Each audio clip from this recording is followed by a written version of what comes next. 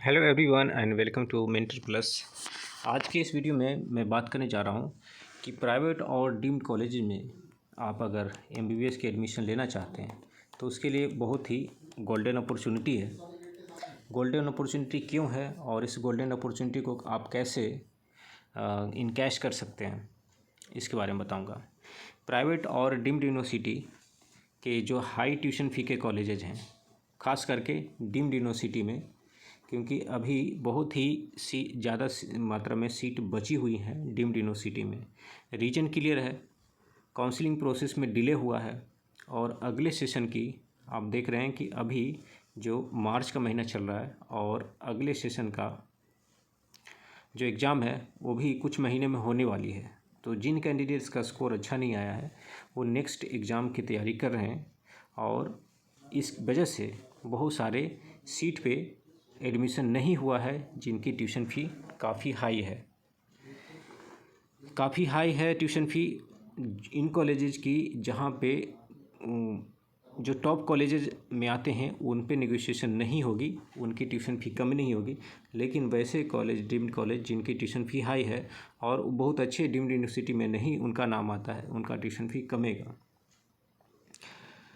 Seat बढ़ा है इस बार, और जिस तरह के सीट बढ़ने का जो मैं डिटेल शेयर किया था पिछले कुछ वीडियोज़ में आप जाकर देखेंगे, उसका भी बहुत ज़्यादा इम्पैक्ट पड़ा है और 1400 से ज़्यादा सीट बची हुई हैं।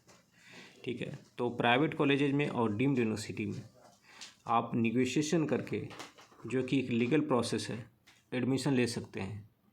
तो इसका अभी बहुत ही गोल्डन अपॉर्चुनिटी है। अगर आपने पहले कैलकुलेशन किया था और उस कैलकुलेशन के बेसिस पे बजट ऊपर जा रही थी और अभी तक आपने एडमिशन नहीं लिया, तो आप उस पर दोबारा विचार कर सकते हैं।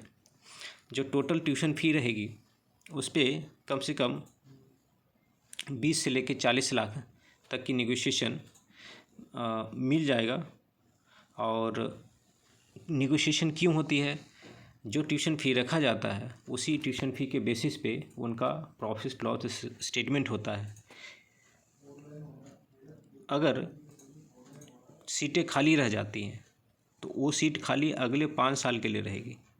तो उन सीटों के खाली रहने से 1 ईयर का लॉस नहीं होता है कॉलेजेस को, बल्कि नेक्स्ट 5 ईयर्स का लॉस होता है। क्योंकि कोई भी एमबीबीएस की सीट बैक डेट में एडमिशन नहीं ले सकती, कोई भी डीम्ड यूनिवर्सिटी या प्राइवेट कॉलेज और कोई भी इंस्टीट्यूशन जो एमबीबीएस का एजुकेशन प्रोवाइड करिए, तो बैक डेट में या बैक ईयर में एडमिशन नहीं ले सकती, ऐसा कोई रूल नहीं है।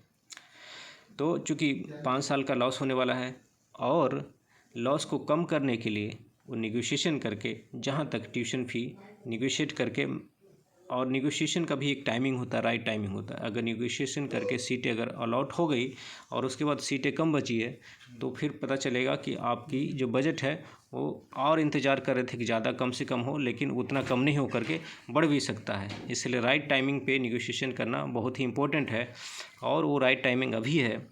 तो अगर आप चाहते हैं कि आपका स्कोर कम है और निगोशिएटेड बजट पे डीम्ड कॉलेज और प्राइवेट कॉलेज में एडमिशन लेना चाहते हैं, तो इसके लिए आप कॉल कर सकते हैं। नंबर दिया गया स्क्रीन पे 9319027483। इस नंबर पे कॉल करके आप नेक्स्ट स्टेप जान सकते हैं कि कैसे एडमिशन के लिए आगे बढ़ना चाहिए, कौन कॉलेजेज हैं जहाँ पे आपको एडमिशन के लिए अप्रोच करना चाहिए, जहाँ पे प्रॉपर निगोशिएशन मिलेगी और ये मैनेजमेंट से बात करके आपको निगोशिएशन मिलती है।